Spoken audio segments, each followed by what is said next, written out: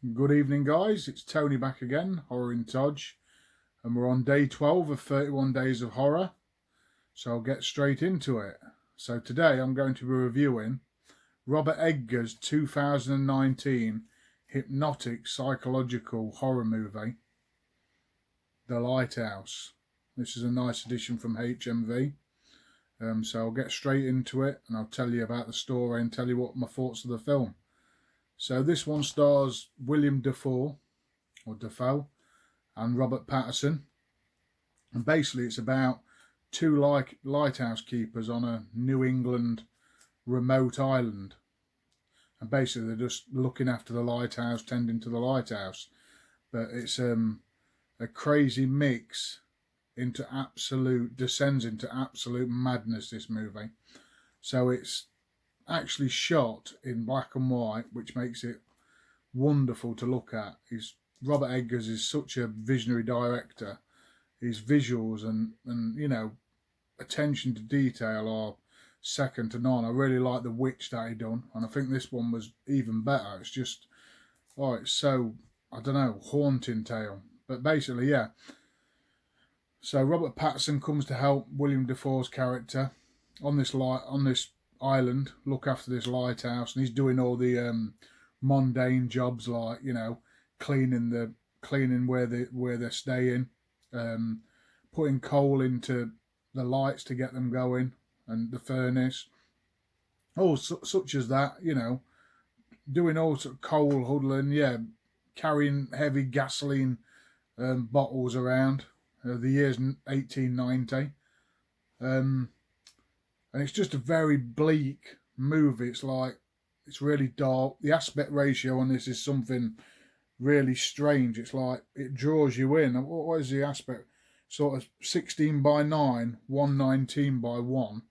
And it's sort of, the screen's like, it's old. It feels 1800s almost. It actually draws you into this self-consciousness, if you know what I mean. It draws you into the movie, so you're actually there. It's a real strange watch, especially when it's pitch black, and I actually saw it in the cinema, and it's really strange experience, but fantastic, visuals and stuff like that. And I actually felt after this, because where they are so gloomy and damp and dreary, I just felt really, cold and wet watching it. It just made me feel, and they've got these big woolens on and they're all wet all the time. It's raining fog and mist. It's just so dreary.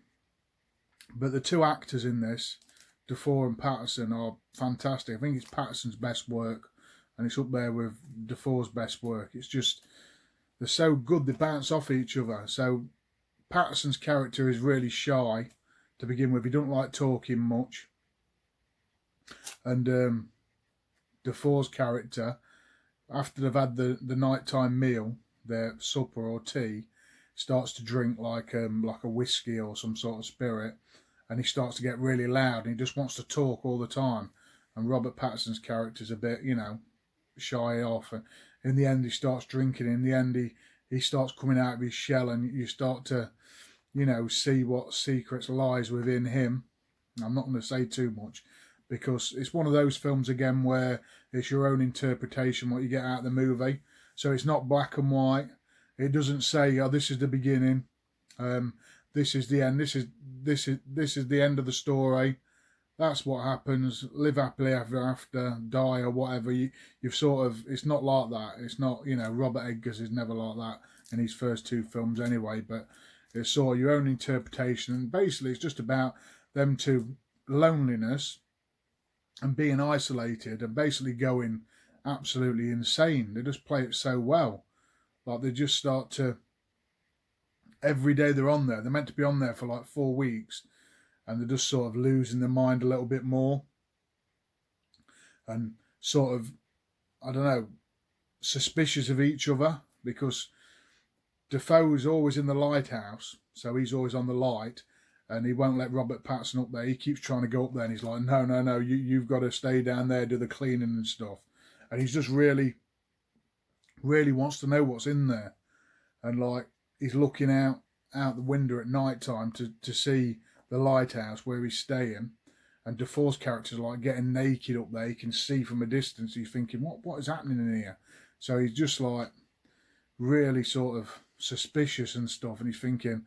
And then there's all sorts of weird hallucinogenic dreams and nightmares of like mermaids and other sort of Greek mythology and stuff in there, and I don't know, biblical stuff's in there, and there's just, you know, I can't really explain what I want because it's impossible to explain. I know what I got out of the movie, and you've got to watch it to understand what I mean. But yeah, there's just all sorts of weird stuff going on, and it's just about two guys going mad essentially. But you can get whatever you want to get from that. You can get, you know, loneliness, love, the willing of a human being to be with another human being or with more people, you know, that sort of thing. It's just really strange, but a great sort of horror movie. Not one that's like scary or jump scare or anything like that. It's just one that stays with you, which is the best in my eyes. So like, I do like a good scary movie, like, but these new, it's very art house, if you know what I mean, very artsy, but not artsy on a purpose. I don't think it's done with intention. It's not done just for the sake of doing it. It's like, it's amazing, really, to say it's like a 2019 film. It definitely feels like 1800s almost. It's just, yeah, 1900, sorry. It's really a strange movie, but an absolutely wonderful movie that I could watch over and over again and get different things from it. I just think the acting is some of the best acting I've seen in decades. It's just brilliant, mind-boggling, and just the attention to everything. It's crazy, and you guys will know what I mean if you've seen this film. It's just, it's hard to explain because it's just such a feast for the eyes. It's just almost like a banquet when you're watching it. There's just always something to see, and you know, just the black and white sets it off perfect. Really brilliant film. I'd love to see like a special edition come out, you know, like Human Centipede 2 was in black and white. If they actually brought like a special edition out that was in colour, I'd love to see what it was like in colour, even though I think black and white suited it amazingly. I just think how like grim would it have been, even in colour it would have been sort of brown. There was that much mud and stuff, but a great film. Two lighthouse keepers going crazy, and yeah, you'll have to see the end of it, guys. It's absolutely mental, but that's all essentially it's about. It's just those two. It hasn't got no story. It's just visual, if you know what I mean. But absolutely amazing film. I absolutely love this. I'm going to give this my highest score so far, 9.5 out of 10. Nearly a 10 out of 10, but I'll go 9.5 because it's just fantastic. I haven't got no bad words to say about it. So tell me what you guys thought of The Lighthouse. Get under in the comments if you agree with me, if you liked it. Yeah, tell me your thoughts on it and what if you've got anything out of it that I didn't, or you saw something that I didn't, because I need to rewatch again and again and again. But love the film, 9.5 out of 10. I'll catch you for day 13 tomorrow, guys. I've been Tony. Thanks for watching.